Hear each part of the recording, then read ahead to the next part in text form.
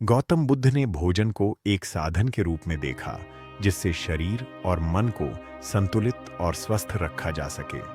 उन्होंने भोजन को केवल इंद्रियों की तृप्ति के रूप में नहीं, बल्कि शारीरिक और मानसिक शांति प्राप्त करने के साधन के रूप में अपनाने की सलाह दी। बुद्ध के भोजन से जुड़े सिद्धांत और नियम आज भी महत्वपूर्ण माने जाते हैं, खासकर ध्यान, स्वास्थ्य और मानसिक शांति के संदर्भ में। आइए इन नियमों को विस्तार से समझें। एक मध्यम मात्रा में भोजन, मॉडरेशन इन ईटिंग।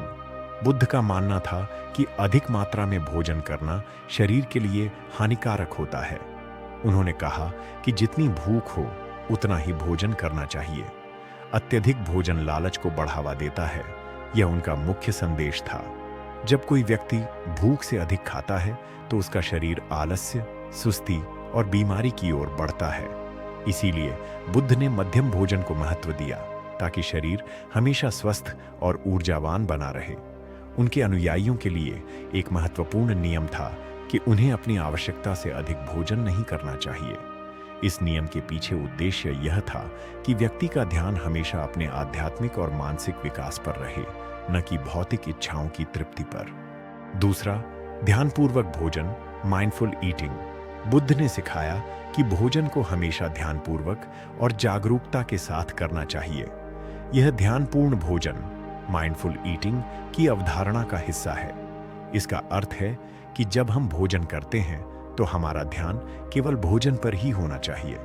हमें इस बात की सराहना करनी चाहिए कि यह भोजन हमारे शरीर के लिए कितना महत्वपूर्ण है और इसके पीछे कितने लोगों का श्रम है। ध्यानपूर्वक भोजन करने से व्यक्ति के मन में शांति और संतोष का अनुभव होता है। यह पाचन को भी बेहतर बनाता है, क्योंकि जब हम पूरी जागरूकता के साथ भोजन करते हैं तो शरीर इसे अधिक प्रभावी ढंग से पचाता है। बुद्ध के अनुसार ध्यानपूर्वक भोजन न केवल शरीर के लिए बल्कि मानसिक शांति के लिए भी आवश्यक है। तीसरा, भोजन का उद्देश्य, पर्पस ऑफ ईटिंग। बुद्ध ने स्पष्ट रूप से कहा कि भोजन का मुख्य उद्देश्य शरीर को स्वस्थ और ऊर्जावान बनाए रखना है, ताकि हम अपने कर्तव्यों और आध्यात्मिक अभ्यासों को सही ढंग से पूरा कर सकें। भोजन का उद्देश्य केवल पेट भरना नहीं है, बल्कि यह शरीर और मन के संतुलन को बनाए रखने का एक साधन है। उन्होंने कहा कि जो लोग केवल स्वाद और लालच के लिए खाते हैं, वे अपने जीवन के असली उद्देश्य से भटक जाते हैं। हमें भोजन को साधन के रूप में देखना चाहिए, न कि भोग की वस्तु के रूप में। इस दृष्टिकोण से भोजन करने से व्यक्ति अपनी इंद्रियों पर नियंत्रण पा सकता है और जीवन में संयम और संतुलन को बनाए रख सकता है। चौथे, भोजन में संयम, सेल्फ कंट्रोल इन ईटिंग।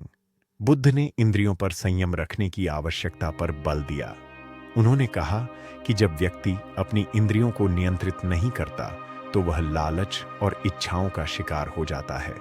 भोजन के संदर्भ में इसका मतलब यह है कि व्यक्ति को केवल स्वाद के लिए या इच्छा पूरी करने के लिए नहीं खाना चाहिए। भोजन का उद्देश्य शरीर को पोषण देना होना चाहिए, न कि इच्छाओं को तृप्त करना। संयम से भोजन करने का अभ्यास व्यक्ति को जीवन में संतुलन और अनुशासन सिखाता है। जब व्यक्ति अपने भोजन में संयमित होता है तो वह अन्य क्षेत्रों में भी संयमित और नियंत्रित हो जाता है, जिससे मानसिक शांति प्राप्त होती है। पांचवां, समय पर भोजन, eating at the right time. Buddha ने अपने अनुयायियों को सलाह दी थी कि वे सही समय पर भोजन करें। बुद्ध के अनुसार भोजन का सही समय दिन के पहले हिस्से में होता है। शाम को या सूर्यास्त के बाद भोजन करने से बचना चाहिए, क्योंकि यह शरीर के पाचन तंत्र को प्रभावित कर सकता है। उन्होंने यह भी सिखाया कि दिन में 2 बार भोजन करना पर्याप्त है। इससे न केवल शरीर स्वस्थ रहता है, बल्कि मन भी स्थिर और शांत रहता है। जो व्यक्ति रात में भोजन नहीं करता, वह अधिक स्वस्थ और ऊर्जावान महसूस करता है, क्योंकि उसका शरीर बेहतर तरीके से पाचन कर पाता है। छठा, शाकाहार और अहिंसा, vegetarianism and non violence. Buddha का जीवन और शिक्षा अहिंसा पर आधारित थे। उन्होंने सभी जीवों के प्रति करुणा और दया का संदेश दिया। उनके अनुयायियों ने इसी सिद्धांत के आधार पर शाकाहार को अपनाया। बुद्ध के अनुसार भोजन के रूप में किसी भी जीव की हत्या करना गलत है। शाकाहारी भोजन का मुख्य उद्देश्य यह है कि किसी भी प्राणी को चोट पहुंचाए बिना अपना पोषण प्राप्त किया जाए। शाकाहार न केवल शारीरिक स्वास्थ्य के लिए अच्छा है, बल्कि यह मानसिक और आत्मिक शांति के लिए भी सहायक है। सातवां, आभार और सराहना, ग्रेटिट्यूड एंड अप्रिशिएशन। बुद्ध ने सिखाया कि भोजन के प्रति आभार प्रकट करना महत्वपूर्ण है। भोजन को हमें केवल शरीर का पोषण करने वाली वस्तु नहीं समझना चाहिए, बल्कि इसे उस प्रकृति की देन मानना चाहिए जिसने इसे हमें प्रदान किया है। इसके लिए किसान, प्रकृति और अन्य लोगों के श्रम का आदर और सम्मान करना चाहिए। भोजन के प्रति आभार रखने से मन में करुणा और विनम्रता का विकास होता है। ये व्यक्ति को यह सिखाता है कि जीवन में हर चीज का महत्व है और हर चीज के पीछे किसी न किसी का योगदान है।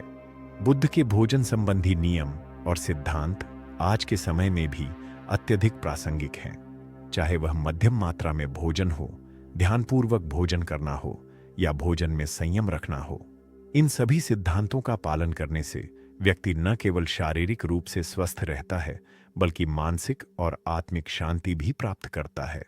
बुद्ध का संदेश यह था कि भोजन को जीवन में एक साधन के रूप में अपनाना चाहिए, न कि इच्छाओं और इंद्रियों की तृप्ति के साधन के रूप में। भोजन का सही उद्देश्य शरीर और मन का पोषण है, ताकि हम अपने जीवन के वास्तविक उद्देश्यों को पूरा कर सकें। अगर आपको हमारी यह कहानी पसंद आई हो तो इसे लाइक करें, शेयर करें और हमारे चैनल को सब्सक्राइब करना न भूलें, ताकि आप हमारी नई और रोचक कहानियों से जुड़े रहें। धन्यवाद।